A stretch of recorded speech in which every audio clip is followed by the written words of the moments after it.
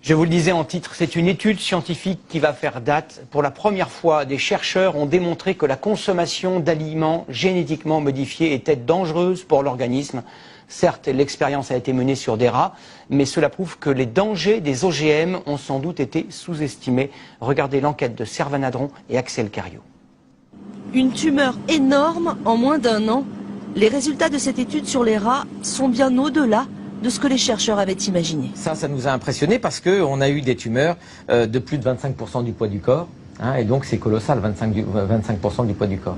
Pendant 2 ans, 200 rats, mâles et femelles, ont été nourris avec un maïs OGM, le NK603. Plusieurs groupes ont été mis en place. Un groupe témoin, nourri d'un maïs classique, et 3 autres groupes. Un nourri avec du maïs OGM, le deuxième avec du maïs OGM, cultivé comme souvent avec de l'herbicide, ici du Roundup. Et enfin, dernier groupe, avec du maïs non OGM, mais avec des traces de Roundup dans l'eau. Ces 3 groupes, sans exception, vont être frappés de tumeurs et de pathologies lourdes.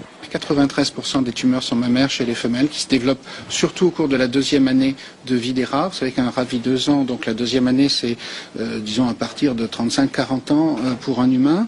Et ensuite, on observe des pathologies hépatiques et rénales qui les empêchent d'avoir une vie normale. Des maladies qui apparaissent très vite. Les tests réglementaires sont sur 3 mois. Et les vraiment gros troubles de pathologie, en particulier les morts de rats par tumeur, arrivent au 4e mois.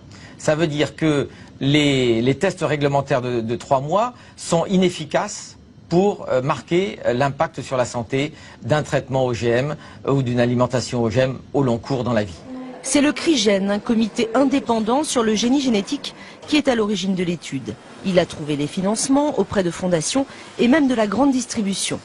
Sa présidente d'honneur, Corinne Lepage, ancienne ministre, se bat depuis plusieurs années pour une grande remise en question des OGM.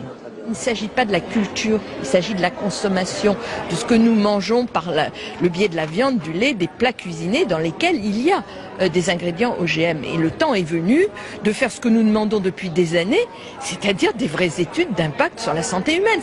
Cette étude, menée dans le plus grand secret, a surpris. En premier lieu, la multinationale Monsanto, qui produit ce maïs et le Roundup, elle n'a pas souhaité nous répondre. Les professionnels français des semences ne cachent pas, eux, leurs doutes. On est extrêmement surpris des résultats, parce qu'on n'a jamais connu de résultats de ce type, donc on souhaite en savoir plus. Stéphane Le Foll, le ministre de l'Agriculture, a saisi cet après-midi l'Agence nationale de sécurité sanitaire. Il demande que soient revus tous les protocoles d'homologation en France, mais aussi en Europe.